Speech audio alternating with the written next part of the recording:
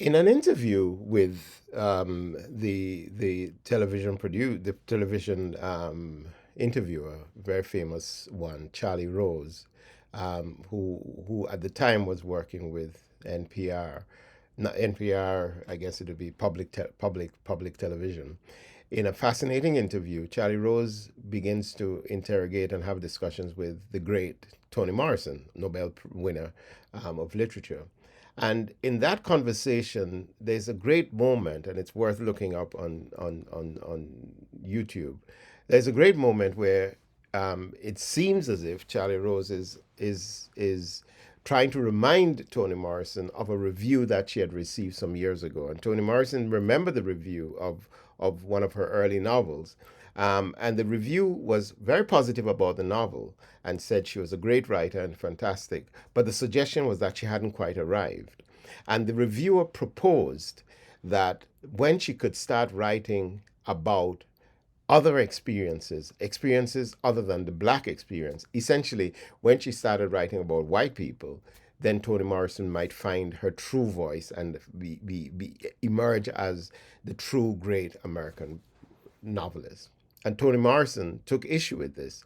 And she said, this is a problem. Charlie Rose said, well, why would you see this as a problem? And Toni Morrison asked Charlie Rose, the very fact that you're asking that question tells me that you do not understand the implications of that statement. Toni Morrison then proposes that what the person is trying to say is that the black subject is not enough for great literature.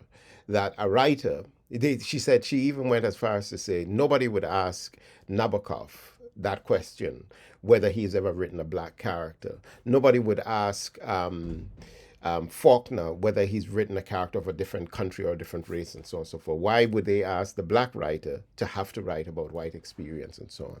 And Toni Morrison said she's not interested in that, but she's interested in writing from truth because she believes that inside of black experience and black life, there's a full range of possibilities.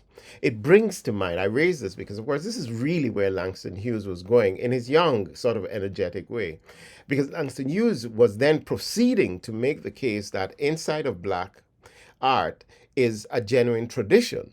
Now, remember that up to that point, the argument was that black art, black literature, did not have a tradition. Black literature was just starting in 1920s or in the late 1800s. There was no tradition of black literature, and there was no poetic and there was no aesthetic. This was the general argument.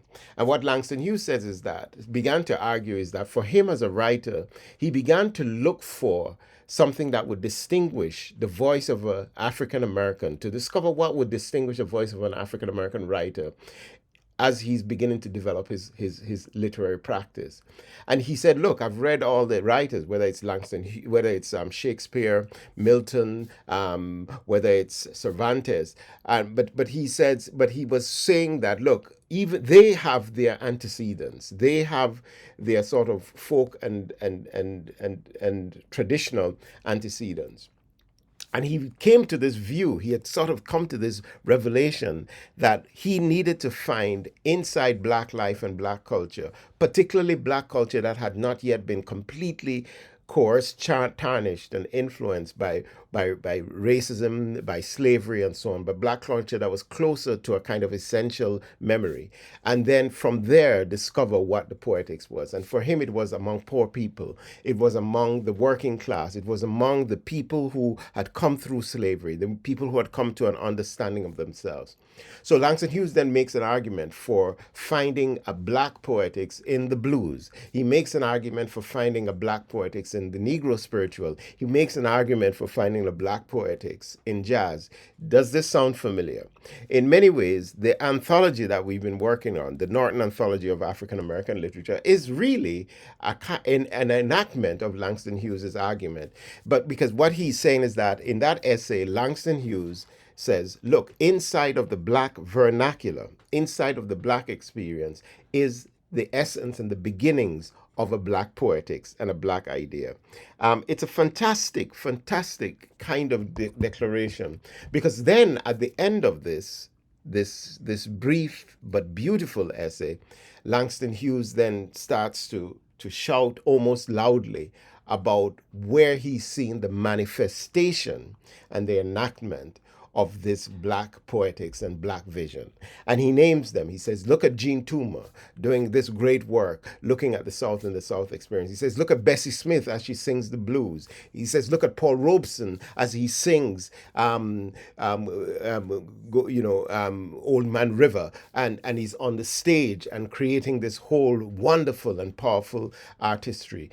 So on. And of course, he's saying that I am amongst a bunch of artists that are discovering a poetics that is exciting and that is new and that is challenging and that's changing the world. Negro Artist and the Racial Mountains, fantastic, fantastic.